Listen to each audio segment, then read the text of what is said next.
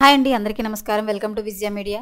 రాష్ట్ర ప్రభుత్వం 65 ఏళ్ళు నిండిన వరకు ఒక గుడ్ న్యూస్ అయితే చెప్పింది. సో దానికి సంబంధించిన పూర్తి డీటెయిల్స్ చెప్పడం కోసం నేను ఈ వీడియో చేస్తున్నాను. వీడియోని పూర్తిగా చూస్తేనే నేను చెప్పే సమాచారం మీకు బాగా అర్థమవుతుంది. అలాగే వీడియో నచ్చితే వీడియోకి లైక్ ఇచ్చి నన్ను సపోర్ట్ చేయండి.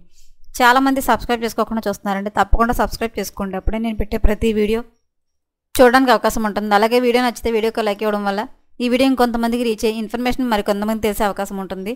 సో లేట్ చేయకుండా మన వీడియోలోకి వెళ్ళిపోదాం. 65 ఏళ్ళు పైబడిన వారికి ఒక గుడ్ న్యూస్. అదేంటంటే రాష్ట్రంలో అన్ని ప్రముఖ దేవాలయాల్లో 65 ఏళ్లు పైబడిన వారు క్యూలో కాకుండా నేరుగా దర్శనం చేసుకునే కార్యక్రమానికి మంత్రి రామలింగారెడ్డి శ్రీకారం చుట్టారు. శనివారం బసవగుడి రోడ్డు దొడ్డన గణేష్ ఆలయంలో పూజలు జరిపిన ఆయన అనంతరం మాట్లాడారు.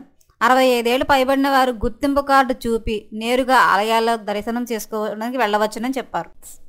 ఏ కేటగిరీలో 205, బి కేటగిరీలో 193 ఆలయాలు దేవాదాయ శాఖ పరిధిలో ఉన్నాయన్నారు. అయితే ఈ ఆలయాలన్నిటిలోనూ నిబంధనలు వర్తిస్తాయన్నారు. సి కేటగిరీలో 3000కు పైగా ఆలయాలున్నా ఇక్కడ భక్తుల రద్దీ ఉండదన్నారు.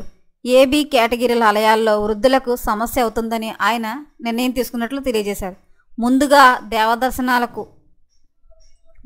దైవ దర్శనాలకు రిజర్వ్ చేసుకునే వారికి వెసులుబాటు వర్తిస్తుందని అయితే ఆయన చెప్పారండి.